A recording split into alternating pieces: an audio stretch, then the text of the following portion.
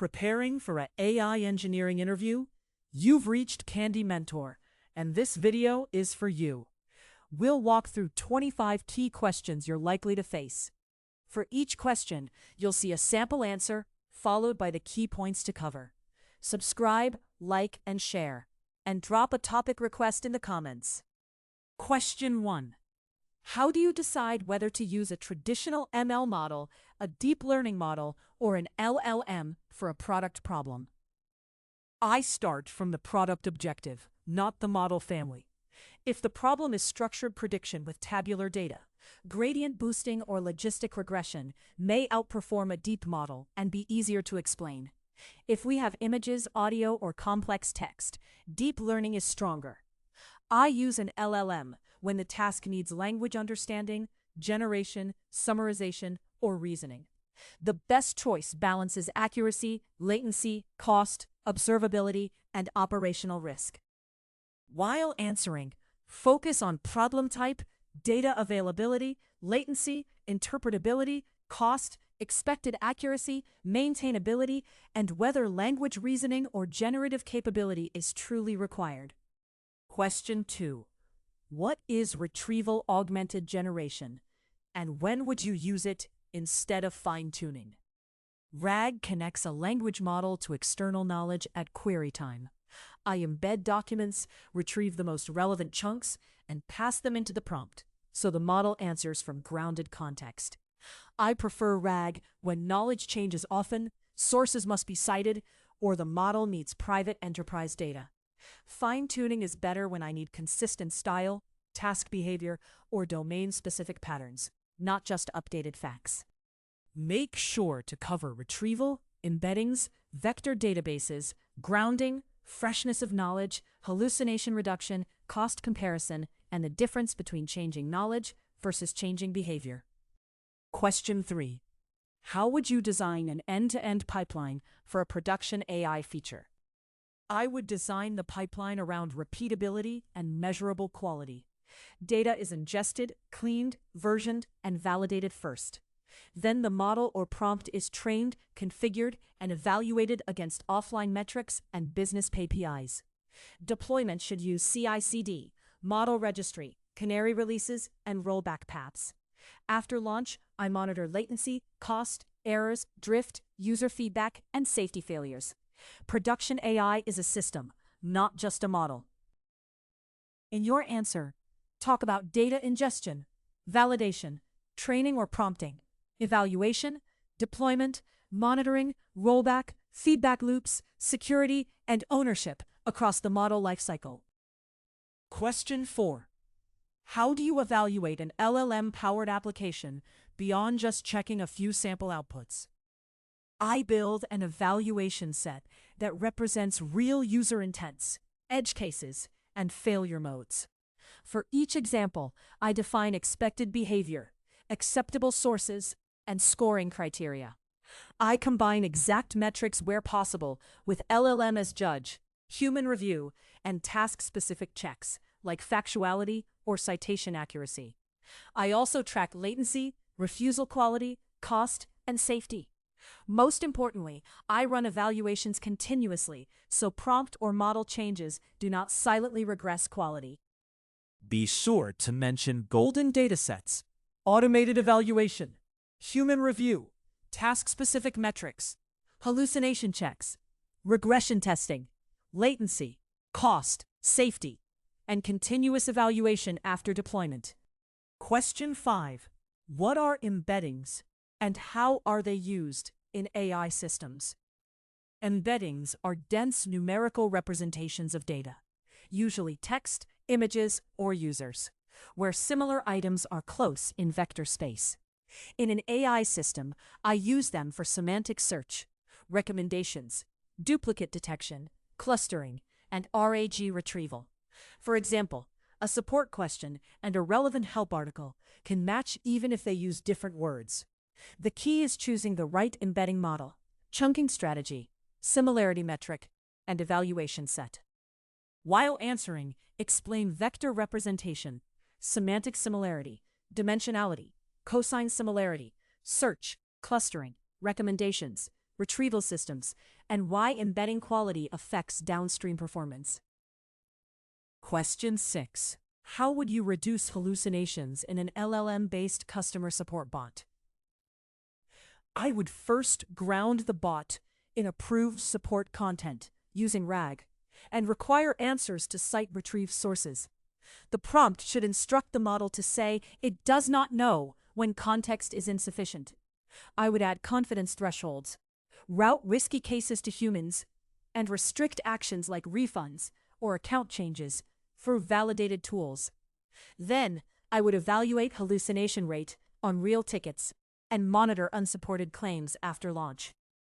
Make sure to cover grounding with retrieval, constrained prompts, source citations, refusal behavior, confidence thresholds, human escalation, evaluation datasets, monitoring, and feedback-driven improvement.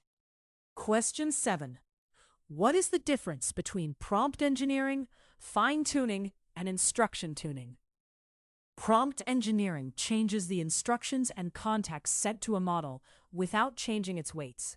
Fine-tuning updates model weights on domain or task data, so behavior becomes more specialized. Instruction tuning is a broader training process that teaches a model to follow natural language instructions across many tasks. I use prompting first because it is fast and cheap. I move to fine-tuning when prompts become brittle, expensive, or unable to enforce consistent behavior. In your answer, distinguish runtime prompting from weight updates, task adaptation, cost, data requirements, controllability, deployment complexity, and when each approach is appropriate. Question 8. How do you choose the right chunk size and overlap for a RAG system? Chunking should preserve meaning while keeping retrieved context focused. I start with natural boundaries like sections, headings, paragraphs, or code blocks instead of arbitrary token cuts. Larger chunks improve context, but can add noise. Smaller chunks improve precision, but may lose important surrounding information. Overlap helps preserve continuity, but too much overlap increases cost and duplicate retrieval. I tune chunk size using retrieval metrics, answer quality, and real query examples. Be sure to mention document structure, token limits, semantic boundaries, recall versus precision, overlap trade-offs, retrieval evaluation, re-ranking, metadata, and domain-specific tuning. Question 9. What is model drift, and how would you detect it in production? Model drift happens when production behavior changes because input data, user behavior, or the relationship between features and labels changes. I detect it by monitoring feature distributions, prediction distributions, confidence scores, and business KPIs. When labels are available, I track accuracy, precision, recall, calibration, or task-specific metrics over time. I also compare live traffic to training data and run shadow evaluations. Drift alerts should trigger investigation, not automatic retraining without validation. While answering, cover data drift, concept drift, prediction drift, monitoring distributions, performance labels, alerting, retraining triggers, shadow evaluation, and business impact metrics. Question 10. How would you deploy a machine learning model as a scalable API? I package the model with its pre-processing code, dependencies, and version metadata, then serve it behind an API using a framework like FastAPI, Triton, TorchServe, or BentoML. The service validates inputs, logs structured events, and exposes health checks and metrics. For scalability, I use autoscaling, batching when latency allows, caching, and separate CPU or GPU pools. I deploy with canaries, monitor error rate and latency, and keep rollbacks simple. Make sure to discuss model packaging, inference server, request validation, autoscaling, batching, latency targets, observability, versioning, security, rollback, and GPU or CPU resource planning. Question 11. What metrics would you use to evaluate a classification model in an imbalanced dataset? For imbalanced data, accuracy is often misleading because a model can predict the majority class and look good. I focus on precision, recall, F1 score, PRAUC, and the confusion matrix. The right metric depends on business cost. In fraud detection, recall may matter more. In spam blocking, false positives may be costly. I also tune decision thresholds and check calibration, so probability scores are useful for downstream decisions. In your answer, explain why accuracy can mislead, and cover precision, recall, F1, PRAUC, ROCAUC, confusion matrix, thresholds, calibration, and business cost of errors.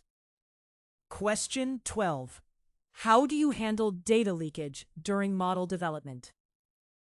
Data leakage occurs when the model sees information during training that would not be available at prediction time. I prevent it by splitting data before pre-processing, fitting scalars or encoders only on training data, and using time-based splits for temporal problems. I inspect features for target proxies, future information, duplicates, and post-event fields. If validation performance looks unrealistically high, I treat leakage as a first suspect and audit the pipeline. Be sure to mention train-test separation, time-based splits, feature availability, duplicate records, target leakage, pre-processing fit boundaries, cross-validation discipline, and leakage detection practices. Question 13. How would you build a semantic search system for millions of documents? I would pre-process and chunk documents, generate embeddings, and store them in a vector index such as Face, Milvus, Pinecone, Weaviate, or OpenSearch vector search.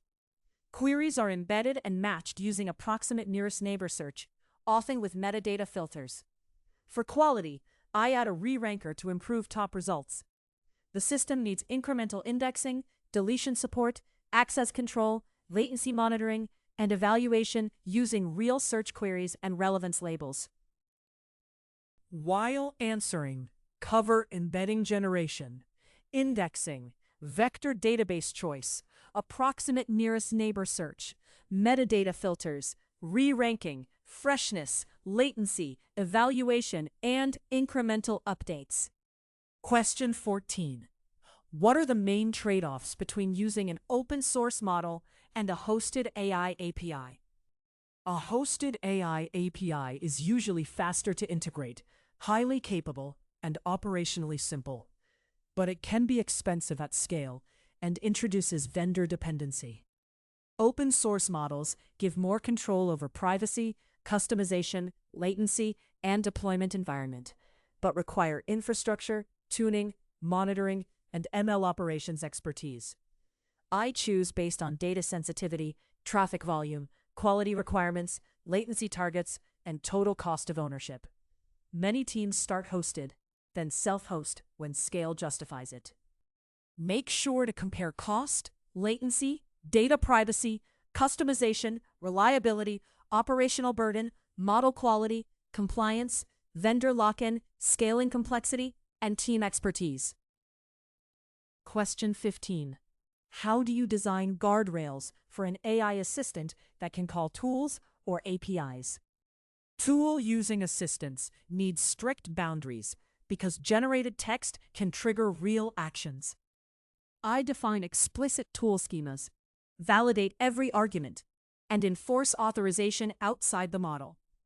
Sensitive actions should require confirmation or human approval. I add rate limits, audit logs, idempotency keys, and sandboxing for risky operations. The prompt can guide behavior, but security must live in deterministic code. I also test prompt injection and malicious input scenarios before launch. In your answer, discuss tool schemas, permission boundaries, validation, authentication, rate limits, human approval, audit logs, prompt injection defense, sandboxing, and failure handling. Question 16. What is prompt injection and how would you defend against it? Prompt injection is when user input in retrieved content tries to override the system instructions, leak secrets, or misuse tools. I defend by treating all external text as untrusted data, clearly separating instructions from content, and never placing secrets in prompts. Tool permissions are enforced in code, not by trusting the model. I also validate outputs, filter risky actions, use allow lists, and test known attacks. The goal is layered mitigation, not perfect prompt wording. Be sure to cover malicious instructions, untrusted content, system prompt isolation, input sanitization limits, retrieval risks, tool access controls, output validation, and defense in depth. Question 17. How would you optimize latency and cost for an LLM application? I optimize latency and cost by reducing unnecessary tokens first. Shorter prompts, better retrieval, and compact context often help more than infrastructure tuning. I use caching for repeated queries, streaming for perceived latency, and smaller models for simple tasks. For high traffic, I add batching, quantization, model routing, and concurrency controls. I track cost per successful task, not just cost per request, because a cheap model that fails often is not actually cheap. While answering, mention model selection, prompt length, caching, streaming, batching, retrieval efficiency, quantization, routing, concurrency, token budgets, and measuring cost per successful task. Question 18.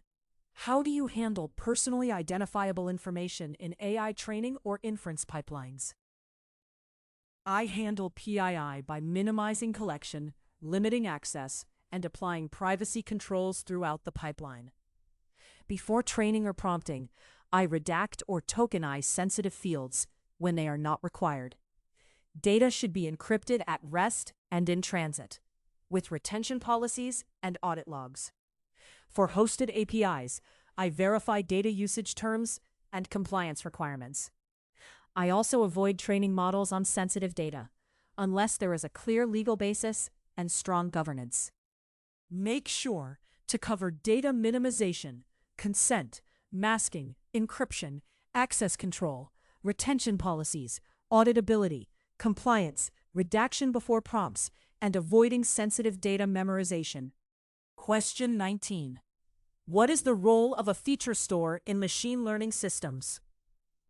A feature store manages reusable, governed features for training and inference. Its biggest value is consistency. The feature computed offline for training should match the feature served online in production. It also provides lineage, versioning, freshness checks, and point-in-time correctness to avoid leakage. For real-time models, it supports low-latency feature retrieval. I introduce a feature store when multiple teams or models reuse features, not for a tiny one-off prototype. In your answer, explain offline and online feature consistency, reuse, lineage, freshness, point-in-time correctness, low-latency serving, governance, and when a feature store is worthwhile. Question 20. How would you monitor an LLM application after it goes live? I monitor both system health and answer quality. System metrics include latency, error rate, timeouts, token usage, and cost. AI-specific metrics include retrieval hit quality, hallucination reports, refusal rate, safety violations, and user feedback. I log traces carefully with privacy controls, so I can inspect prompts, retrieved context, tool calls, and outputs. I also run continuous evaluations against a fixed test set to catch regressions after prompt, model, or data changes. Be sure to discuss quality, latency, token usage, cost, safety events, hallucinations, retrieval performance, user feedback, trace logging, privacy, and alerting on regressions. Question 21. How do you decide whether to fine-tune a smaller model instead of using a larger general-purpose model? I consider fine-tuning a smaller model when the task is narrow, repeated, and has high-quality labeled examples. A tuned, smaller model can be cheaper, faster, and easier to deploy than a large general model. However, it may lose broad reasoning ability and requires data preparation, training, evaluation, and monitoring. I usually benchmark 3 options: prompt a strong model, use RAG, and fine-tune. The decision should come from measured task performance and total cost. While answering, compare task specificity, labeled data quality, latency, deployment cost, accuracy targets, privacy, maintainability, evaluation evidence, and whether prompt engineering has been exhausted. Question 22. What are agents in AI systems, and what risks do they introduce? An AI agent is a system that can plan steps, call tools, use memory, and iterate toward a goal. Agents are useful for workflows like research, coding assistance, or operations automation, where one response is not enough.